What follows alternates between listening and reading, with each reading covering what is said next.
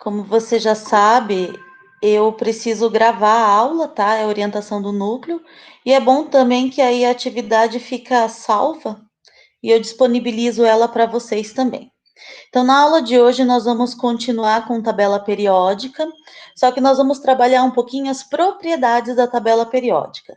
Antes de iniciar essa questão das propriedades, eu vou relembrar alguns tópicos importantes na tabela periódica. Então, eu vou abrir aqui bem o slide para que você consiga visualizar bem. Então, aqui eu tenho a minha tabela periódica, relembrando a nossa tabela. A tabela é um dispositivo para consulta, então ela não tem que ser decorada. No entanto, a gente precisa conhecer algumas partes dela.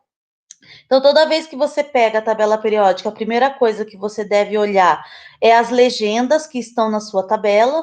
Então, nesse caso aqui em cima, eu tenho uma legenda que está representando o que significa cada parte de cada quadradinho da tabela periódica. E aqui embaixo tem algumas cores, que vai dar algumas características dos elementos químicos. Então, a minha tabela periódica ela é formada por 18 colunas, que nós chamamos de família, e 7 linhas que nós denominamos períodos. Essas duas linhas abaixo da tabela periódica são as nossas séries eletrônicas. Essas séries pertencem ao corpo da tabela, mas para que a tabela não ficasse muito extensa, ele foi disponibilizado embaixo essas duas linhas, porque todos esses elementos da primeira linha aqui da série azul pertencem a esse quadradinho aqui, ó, na família 3, sexto período. Então, eu faço uma sanfoninha e guardo ele aqui dentro. Para que eu conheça os elementos, foi esticado ele embaixo da tabela. A mesma coisa a segunda linha que eu tenho da série, que é a série dos actinídeos. Ela também pertence à família 3, só que todos esses elementos pertencem ao sétimo período. O que mais que eu preciso saber? A minha tabela é dividida em elementos representativos e elementos de transição. Os elementos de transição são todos esses elementos que eu falo que fica no buraco da tabela, essa parte mais baixa da tabela. Então, compreende todos esses elementos cor-de-rosa aqui, mais as duas séries aqui. E os elementos representativos são aqueles que pertencem à família 1, à família 2, à família 13, 14, 15, 16, 17 e 18. As famílias dos elementos representativos, elas são importantes, tanto é que cada uma dessas famílias recebe um nome especial. Então, a família 1 é a família dos metais alcalinos, a família 2 é a dos metais alcalinos terrosos, a família 13 é a família do boro, a família 14 é a família do carbono, a família 15 é a família do nitrogênio, a família 16, calcogênios, 17, halogênios e 18 são os nossos gases nobres. Outra coisa importante dos elementos representativos. Os elementos que estão na mesma família possuem o mesmo número de elétrons na camada de valência, que é a última camada do átomo que possui elétron. Então, na família 1, todos os elementos têm um elétron na camada de valência. Na família 2, tem 2 elétrons na camada de valência. Na família 13, tem 3. Na 14, tem 4. Na 15, tem 5. Na 16, tem 6. Na 17, tem 7. E na 18, tem 8. Com exceção do hélio, que só tem 2. O hélio, ele é um pouco diferente, mas ele também é um gás nobre. Enquanto que os elementos de transição, que são esses elementos cor-de-rosa e os elementos que estão nas duas linhas de baixo, eles não têm uma configuração muito definida. Alguns elementos têm mais de uma forma que ele é encontrado na natureza. Por isso que a gente não diz quantos elétrons tem cada um desses. E a gente chama eles elementos de transição. Todos os que estão aqui no corpo da tabela são chamados de transição externa. E os que estão na série são transição interna. Lembre-se que eles estão guardados na gavetinha aqui. Então, eles estão interno na gaveta. Transição interna, transição externa. Outra característica é que os elementos são classificados em metais e não metais.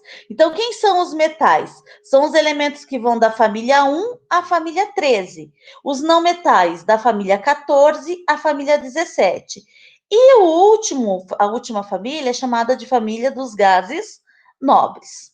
Então, esse daqui a gente está revisando um pouquinho sobre a nossa tabela periódica.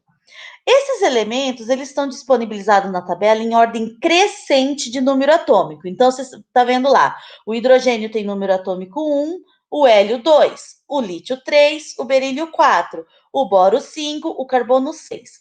Lembra quando eu falei na tabela periódica? Eles foram disponibilizados dessa forma de acordo com as características deles. Assim, nós temos o que nós chamamos de propriedades periódicas. O que são essas propriedades periódicas? São as características que os elementos têm de crescimento ou decrescimento de acordo com o número atômico do elemento. Então, essa característica ela pode aumentar ou diminuir de acordo que aumenta ou diminui o número atômico. Quais são as principais propriedades periódicas que nós temos aqui? Eletronegatividade, eletropositividade, raio atômico, afinidade eletrônica, potencial de ionização, temperatura de fusão e ebulição, densidade, e eu esqueci uma aqui, que é o volume atômico. Coloquei e não coloquei aqui. Então, nós temos ainda o volume atômico. Certo? Então, essas são as principais características, as principais propriedades. Sendo que eletronegatividade, deixa eu pintar ela aqui de vermelho, raio atômico e afinidade eletrônica são as que mais aparecem como questões, seja no Enem, seja no vestibular, e também são características que vão ser bem importantes lá na frente, quando a gente estiver falando bastante sobre ligação química, principalmente a questão da eletronegatividade. Então, vocês vão ouvir falar bastante dessa questão sobre eletronegatividade. Mas nós vamos dar uma passada em todas elas, entender como é que funciona o crescimento dela na tabela. Então, primeiro, o que é a eletronegatividade?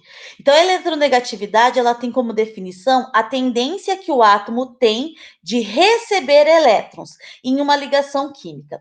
Então, a gente pensa assim, é o quanto o átomo gosta de elétron. Quanto mais ele gosta de elétron, mais eletronegativo ele é.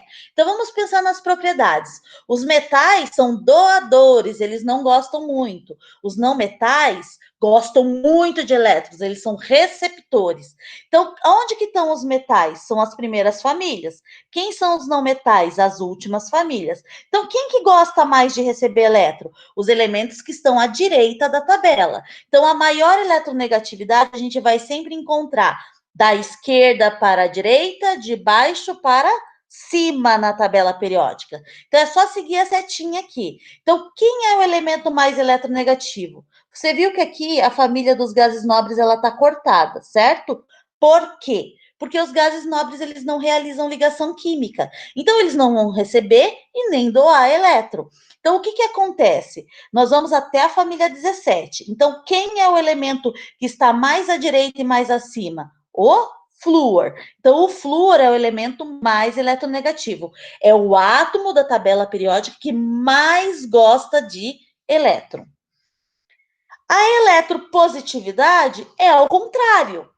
É a tendência que o átomo tem de perder elétron. É quanto mais fácil ele perde esse elétron. Quem que perde mais fácil? Os metais. Então, o crescimento é ao contrário da eletronegatividade. É da direita para a esquerda, de baixo para cima. Onde o frâncio é o elemento mais eletropositivo. O frâncio. Depois eu vou disponibilizar esse material para vocês. Deixa eu colocar aqui, entre parênteses. Opa. FR é o elemento mais positivo. Certo? Então, nós temos essa característica aqui da eletropositividade. Alguma dúvida em eletronegatividade e eletropositividade? Então, eletronegatividade é o quanto ele gosta de elétron, e eletropositividade é o quanto ele não quer esse elétron, ele quer dar esse elétron embora. Então, quando a gente for falar lá de ligação química, essas duas propriedades aqui é bem importante, tá? A próxima é o raio atômico. O raio atômico, a gente pensa no tamanho do átomo, né? Na distância que tem entre o núcleo de um átomo e o núcleo do outro átomo quando eles estão realizando uma ligação química. Para isso, a gente tem que pensar o quê? Na família, o que acontece lá na família? Vamos pegar lá na tabela periódica. Os elementos que estão na mesma família, eles têm o mesmo número de elétrons na camada de valência. E o número atômico vai aumentando. Olha lá, na família 1, hidrogênio, lítio, sódio, potássio, rubídio, césio e frâncio.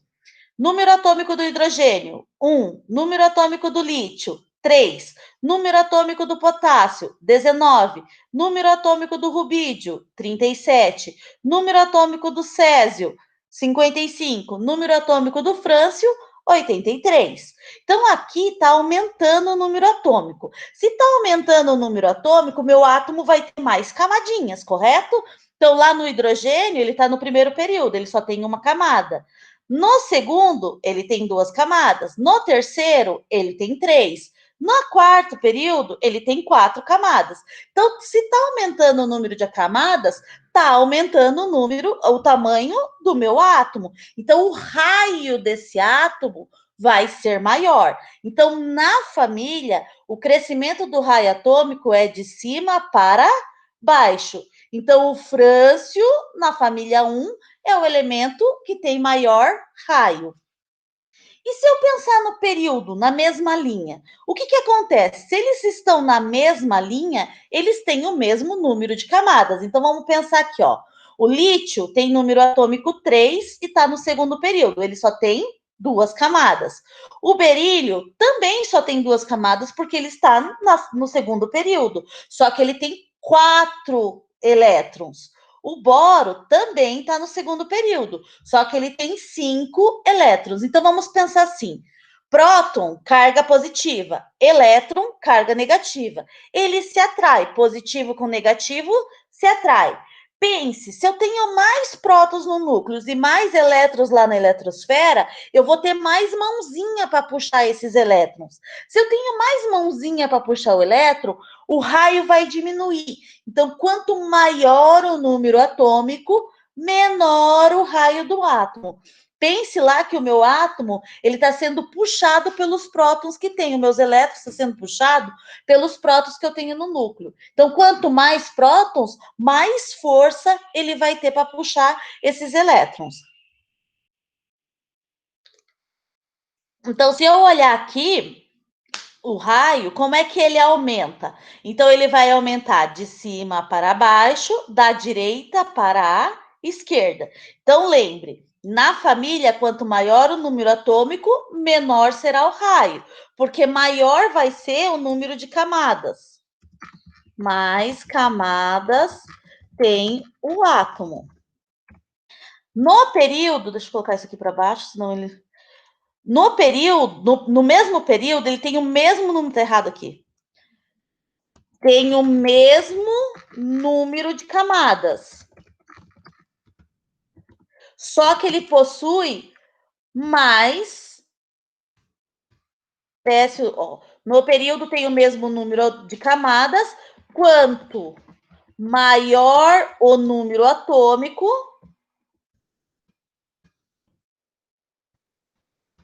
menor será o raio.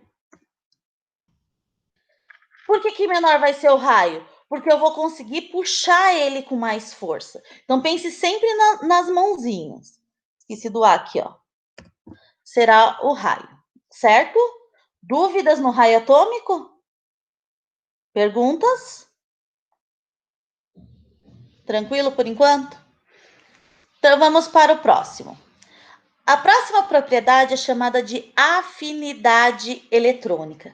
Quando a gente está falando em afinidade eletrônica, é a energia liberada por um átomo quando ele ganha um elétron. Então, para ele ganhar um elétron, ele vai ter que liberar energia. Isso daí, quanto maior a eletronegatividade, maior vai ser a energia. Porque se o átomo gosta de elétron, aqui é quando perde. Energia liberada por um átomo. Captura, quando ele ganha um elétron. Então, assim, os não metais, eles gostam de receber elétron. Se ele gosta de receber elétron, então a minha energia de ionização, a minha afinidade eletrônica vai ser maior. Quanto mais ele gosta, maior vai ser essa afinidade eletrônica. Então, o valor da afinidade eletrônica é maior quanto maior for a eletronegatividade. Então, vamos colocar isso aqui. A afinidade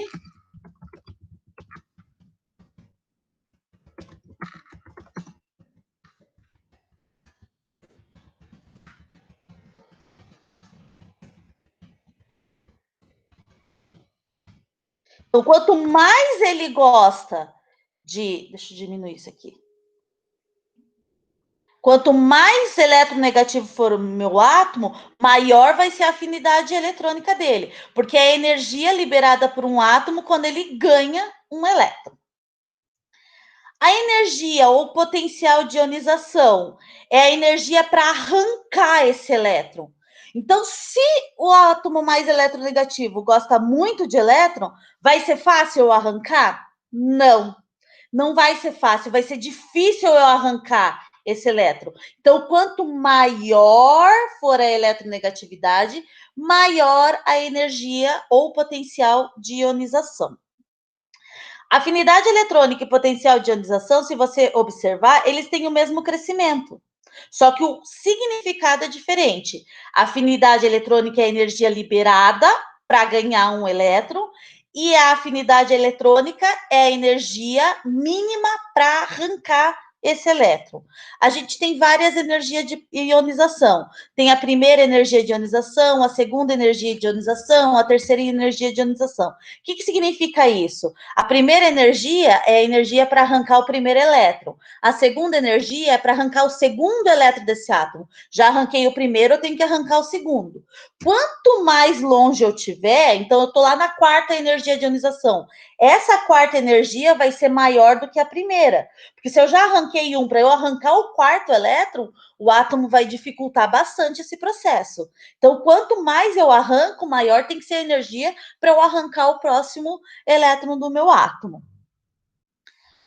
A próxima propriedade é a temperatura de fusão e ebulição. Foi um dos primeiros conceitos que nós trabalhamos lá no início do trimestre. O que é essa temperatura de fusão e temperatura de ebulição? A temperatura de fusão é a temperatura em que a matéria sai do estado sólido e vai para o estado líquido. E a de ebulição é quando ela sai do líquido e vai para o estado gasoso.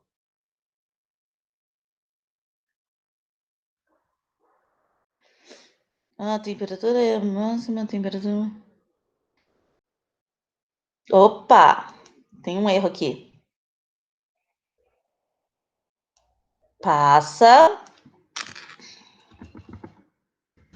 do estado líquido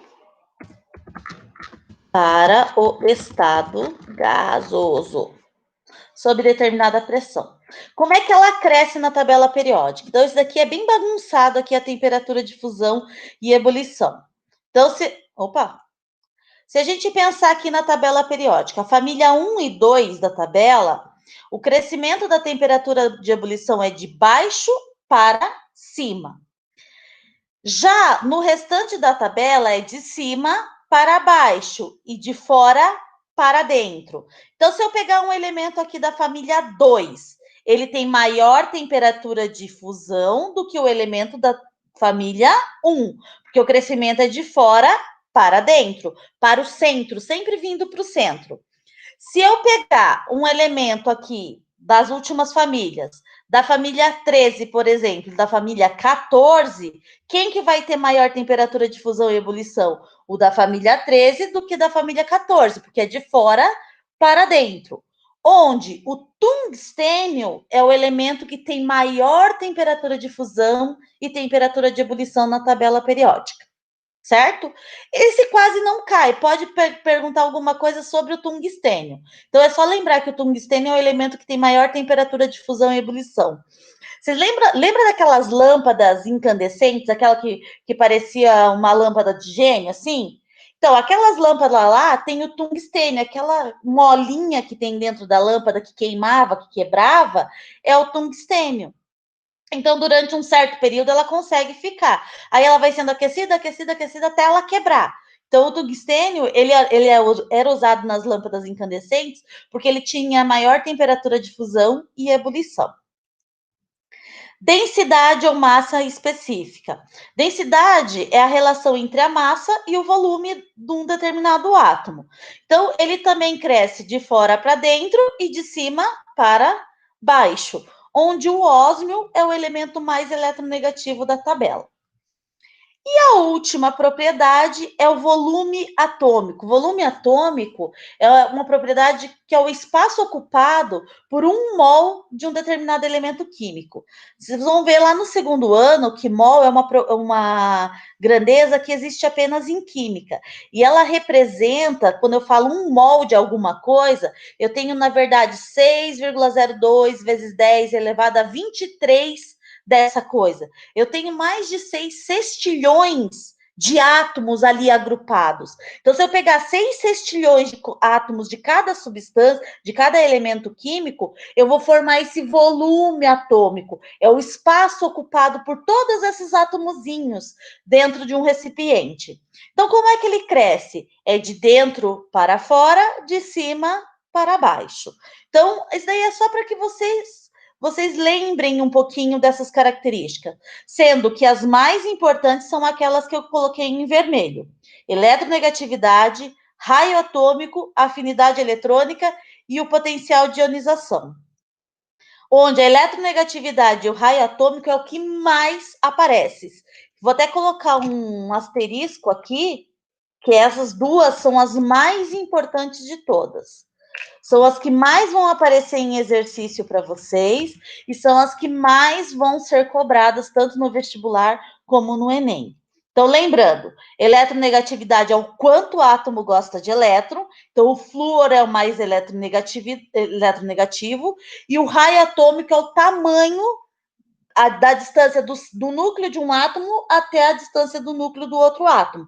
Esse é o raio atômico, sendo que na família cresce de cima para baixo, porque aumenta o número de camadas, e no período é da direita para a esquerda, porque quanto mais elétrons o átomo tiver, maior vai ser a atração, menor vai ser o tamanho do meu átomo, porque no mesmo período tem o mesmo número de camadas. Dúvidas? Perguntas? Sem dúvida? Sem pergunta, Dani? Então, na próxima semana, as atividades vão ser referentes às propriedades periódicas. Eu vou disponibilizar esse material, esses slides aqui, junto com a atividade que vocês vão executar, para que vocês possam olhar os slides e ir relembrando cada uma dessas propriedades, tá bom? Alguma pergunta? Não? Então, tá bom. Então, a semana que vem a gente retorna com a próxima aula e aí eu disponibilizo esse material para vocês, tá bom? Obrigadão, beijos.